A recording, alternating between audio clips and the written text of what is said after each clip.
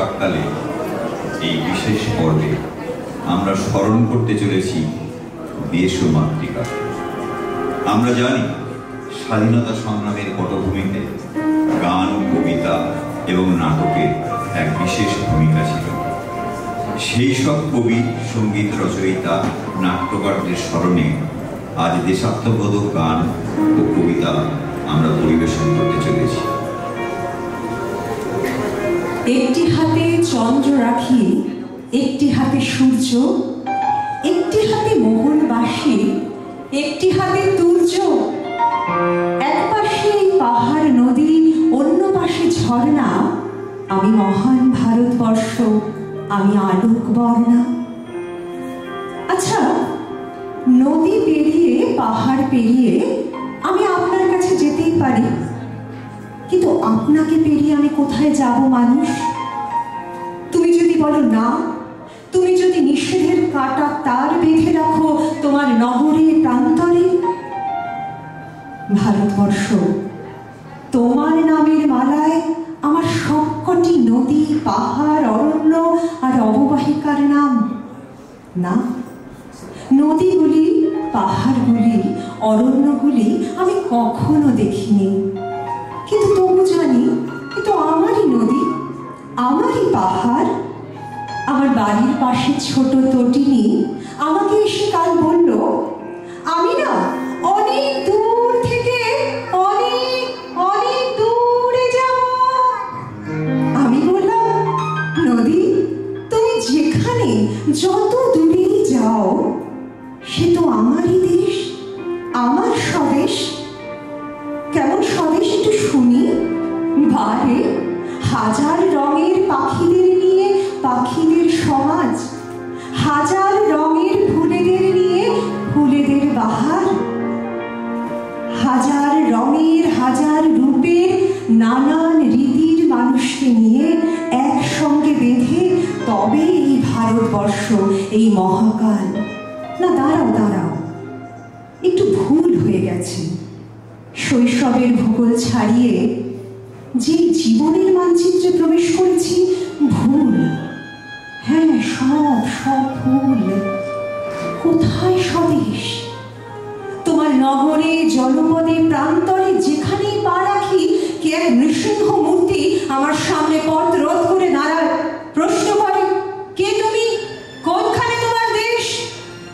আমি বলি, আমাকে চিনতে পারছো না? আমি ভারতবর্ষ, আমি গঙ্গা ভাগীরথীর নরম মনির বাংলাদেশ, আমি ভারতবর্ষ। আমি দুটি কুড়ি একটি পাতার আসাম, এবং আমি ভারতবর্ষ। আমি শাল মহুয়ার সাঁওতাল পরগনা, আমি ভারতবর্ষ। আমি সমুদ্র তটভূমি নারকেল কুঞ্জে ঘেরা সাগর কন্যা মালাবার, আমি ভারতবর্ষ। সেই নৃসিংহ মূর্তি হোহর শব্দে হেসে উঠে আমাকে স্পর্শ করে দেয়, আমি পাথর হয়ে গেলাম। ভারতবর্ষ, তুমি তো পাথর হয়ে গেছ। আর কথা বলো না। একটি হাতে চন্দ্র রাখি, আরেক হাতে সূর্য, একটি হাতে মোহনবাসী, আরেক হাতে তুর্য। এই পাশে পাহাড় নদী, একটি পাশে ঝর্ণা। আমি মহান ভারতবর্ষ, আমি আলোক বর্ণা।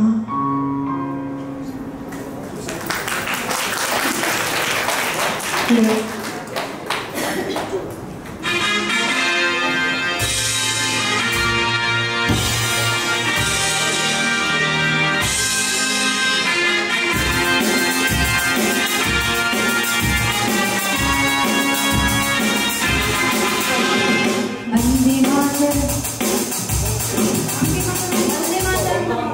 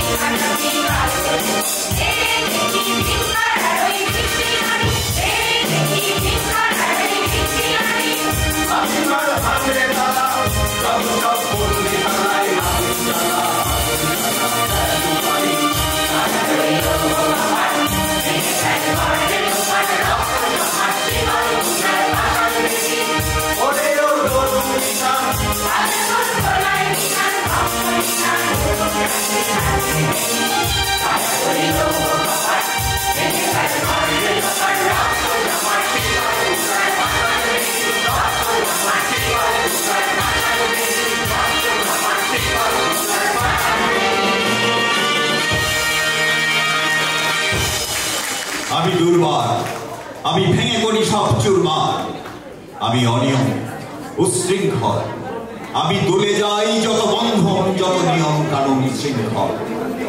আমি মানি না কখনো আইন, আমি ভরা তরি করি ভরা ডুবি, আমি টর্পেডো, আমি ভীম ভাসমান মাইন, আমি ধৈর্যটি, আমি এলোকে ঝড় অকাল বৈশাখী, আমি বিদ্রোহী, আমি বিদ্রোহী সুত বিশ্ববিধাত্রী।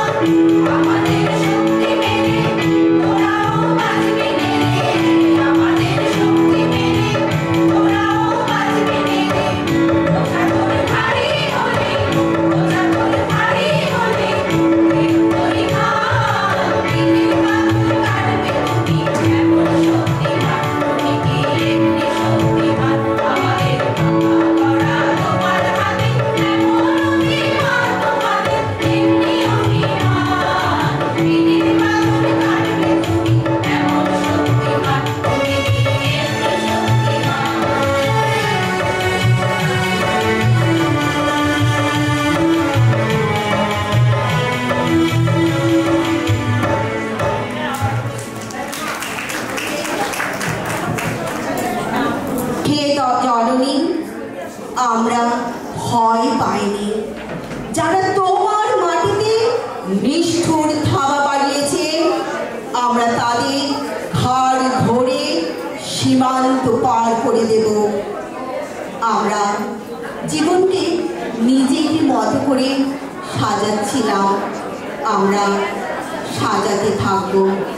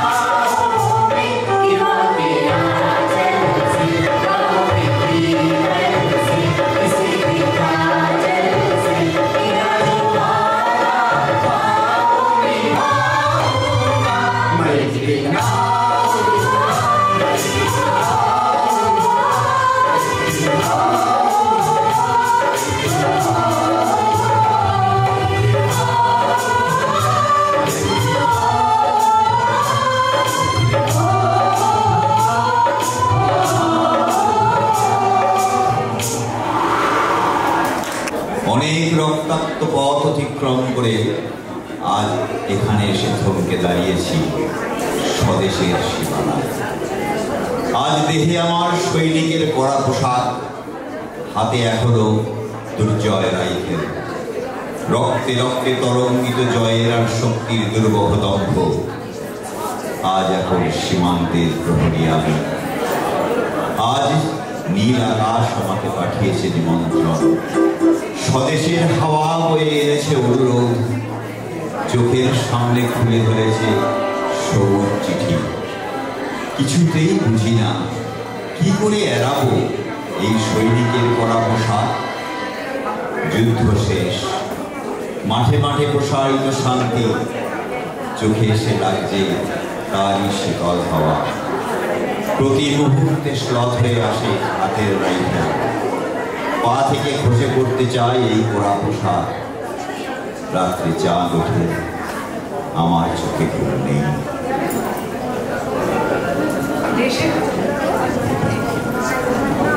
দেশের জন্য যারা প্রাণ দিয়েছে সেই সব শহীদদের মায়েদের প্রতি শ্রদ্ধা জানিয়ে আমি একটা কবিতা নিবেদন করছি। কবিতার নাম শহীদ কি মা, যেটা লিখেছেন শ্রদ্ধেয় हरिवंश राय बच्चन। शहीद की माँ। इसी घर से एक दिन शहीद का जनाजा निकला था। तिरंगे में लिपटा हजारों की भीड़ में, कांधा देने की होड़ में सैकड़ों के कुर्ते फटे थे, पुट्ठे छिले थे। भारत माता की जय, इनकलाब जिंदाबाद, अंग्रेजी सरकार मुर्दाबाद के नारों में शहीद की माँ का रोदन डूब गया था। उसके आंसुओं की लड़ी फूल खील बताशों की झड़ी में छिप गई थी। जनता चिल्लाई थी, तेरा नाम सोने के अक्षरों में लिखा जाएगा। गली किसी गर्व से दिप गई थी। इसी घर से 30 बरस बाद शहीद की माँ का जनाजा निकला है। तिरंगे में लिपटा नहीं, क्योंकि वह खास खास लोगों के लिए विहित है। केवल 4 कंधों पर राम नाम सत्य है, गोपाल नाम सत्य है के पुराने नारों पर चर्चा है बुढ़िया बेसहारा थी, जीवन के कष्ट से मुक्त हुई, गली किसी राहत से छुई छुई। 1757 সালের ফরাসি যুদ্ধ থেকে শুরু করে 1946 সালের ভারতীয় নৌবাহিনীর বিদ্রোহের প্রধান পটভূমি ছিল এই বাংলা। কারাগারের ভেতরে যে অত্যাচার সংগ্রাম ছিল তা ছিল কলকাতা থেকে আন্দামান, লাহোর থেকে চট্টগ্রাম সর্বত্র। সেই সংগ্রামগুলিতে বাংলার এত বড় ছাপ ছিল যে আন্দামান জেলের সমস্ত বন্দী স্বাধীনতা সংগ্রামীকে বাঙালি বাবু বলা হতো। বাংলার হাজার হাজার মুক্তিযোদ্ধা ছিলেন তাদের সকলের নাম আলাদা আলাদা করে উল্লেখ করে শ্রদ্ধা জানানো সম্ভব নয়। তাই এই স্বল্প পরিসরে আমরা বেছে নিতে বাধ্য হলাম শুধুমাত্র কয়েকজন। অনেক নাম থেকে গেল বাকি। সামনে এদিকে সরিতে বলো, ক্যামেরার সামনে বসে গেছে।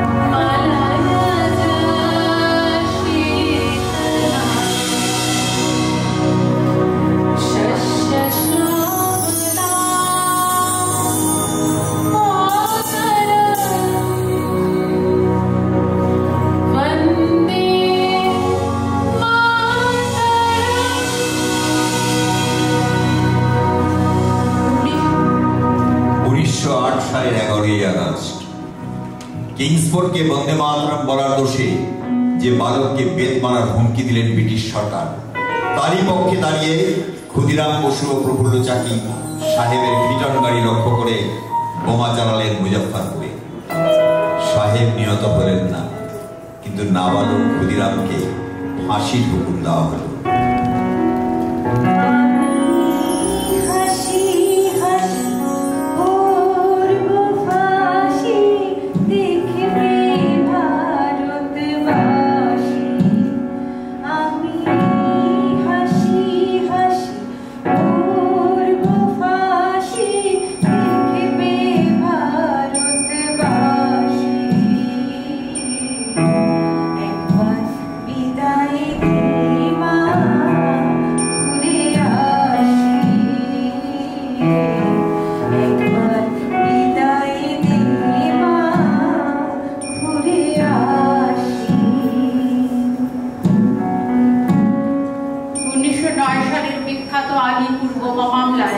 অগ্নিযুগের দুই বিপ্লবী উল্লাসকর দত্ত ও বারিন ঘোষকে ফাঁসির আদেশ দেওয়া হয়।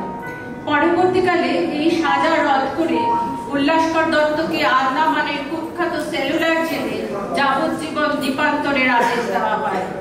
তার ফর্মুলায় তৈরি বোমায় ক্ষুদিরাম বসু ও প্রফুল্ল চাকি ম্যাজিস্ট্রেট কিংসফোর্ডকে আক্রমণ করার জন্য ব্যবহার করেন।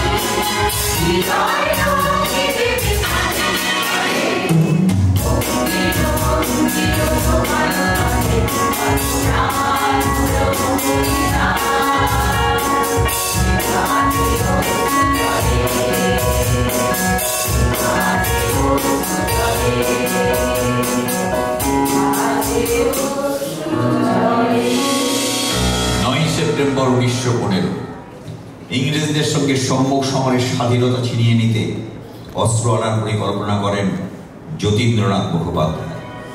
বালেশ্বরের সঙ্গীদের নিয়ে জাহাজ থেকে সেই অস্ত্র নামাতে গেলে ইংরেজ বাহিনী তাদের ঘিরে ফেলে। বুড়িবালামের তীরে লড়াই বাঁধে বিরাট ইংরেজ বাহিনী বনাম বাঘা যতীন ও তার সতীর্থদের। এককালে শুধু ভোজালি হাতে যিনি বাঘ মেরেছিলেন, সেই বীর সেদিন লুটিয়ে পড়লেন।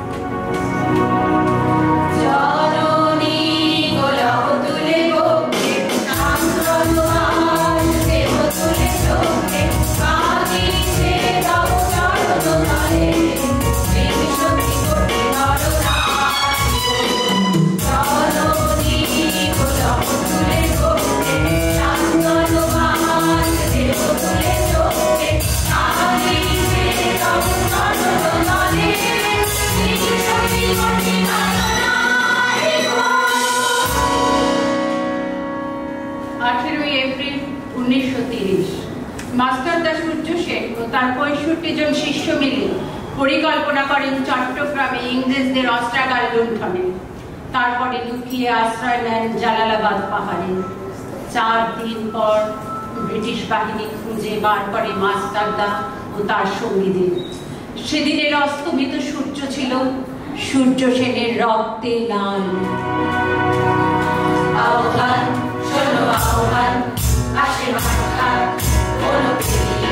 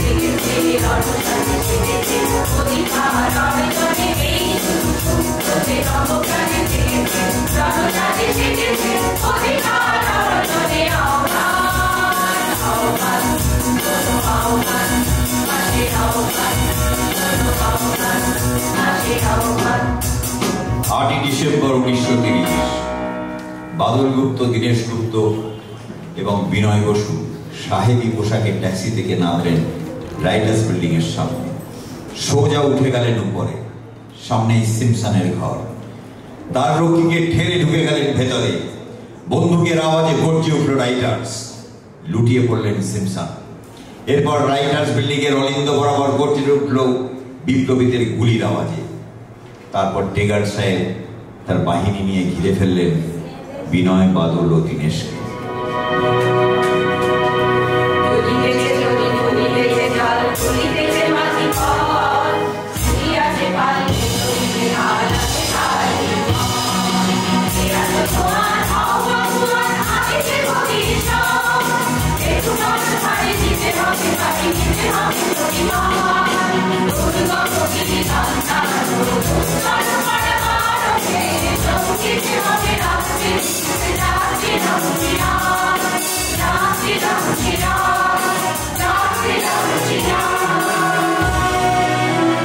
মাস্টারদার আদর্শে দীক্ষিত মেধাবী ছাত্রী কল্পনা দত্ত তার দুঃসাহসিকতা ও বিপ্লবী মনোভাবের জন্য রবীন্দ্রনাথ ঠাকুরের কাছে অগ্নিকন্যা নামে ভূষিত হন। তিনি গান কার্টুন তৈরি করেছিলেন। বিপ্লবী নেতৃবৃন্দ যাতে কোর্ট এবং জেল থেকে পালাবার সুযোগ পান সেজন্য তিনি ডিনামাইট বিস্ফোরণের পরিকল্পনা গ্রহণ করেন। ইউরোপীয় ক্লাবে আক্রমণের দায়িত্বে ছিলেন কল্পনা দত্ত ও প্রীতিলতা ওয়াদেদার, কিন্তু নির্দিষ্ট দিনের 1 সপ্তাহ আগে কল্পনা দত্ত পুলিশের কাছে ধরা পড়ে যান। 24 সেপ্টেম্বর 1932 মাস্টারদা সূর্য সেনের মন্ত্রে দীক্ষিত প্রীতিলতা ওয়াদেদার 15 জন সশস্ত্র বিপ্লবীকে নিয়ে পাহাড়তলির ইউরোপিয়ান ক্লাব আক্রমণ করে আগুন ধরিয়ে দিয়েছিলেন। ভারতীয় ইতিহাসের স্বাভিমানী মহারানীদের মতো সেদিন প্রীতিলতা ওয়াদেদার পটাশিয়াম সায়ানাইড খেয়েছিলেন ব্রিটিশ পুলিশদের সামনে। Hare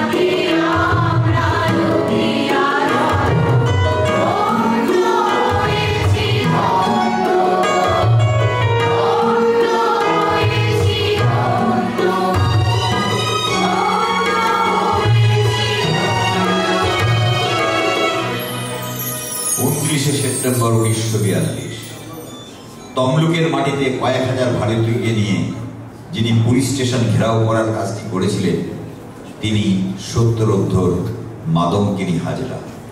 পুলিশের নির্মম পরিচালনা ও লাঠিচার্জ সত্ত্বেও তার হাতের পতাকাটিকে তিনি মাটিতে লুটোতে দেন। আর ঠিক তার পরের বছর 1943-এর 30শে ডিসেম্বর জাপান সরকারের অধীনে থাকা আন্দামান দ্বীপ হস্তান্তর করা হলো ইন্ডিয়ান ন্যাশনাল আর্মিকে। পোর্ট ব্লেয়ারের মাঠে তিরঙ্গা পতাকা তুললেন সুভাষচন্দ্র বসু। এটাই স্বাধীন ভারতের মাটিতে প্রথম তিরঙ্গা ঝান্ডা।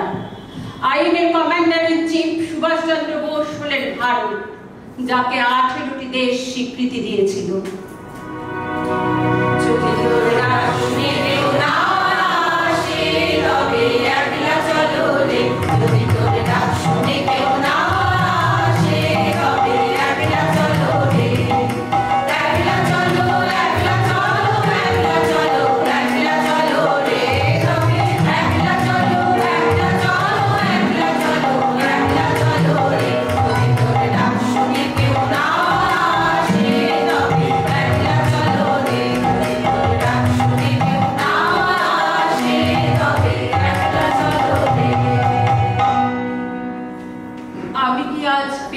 তোমার সজল ভালোবাসা, স্বদেশ আমার স্বদেশ, বিষাদ ঘন হৃদয়ে জাগে কোন সে গোপন আশা, স্বদেশ আমার স্বদেশ।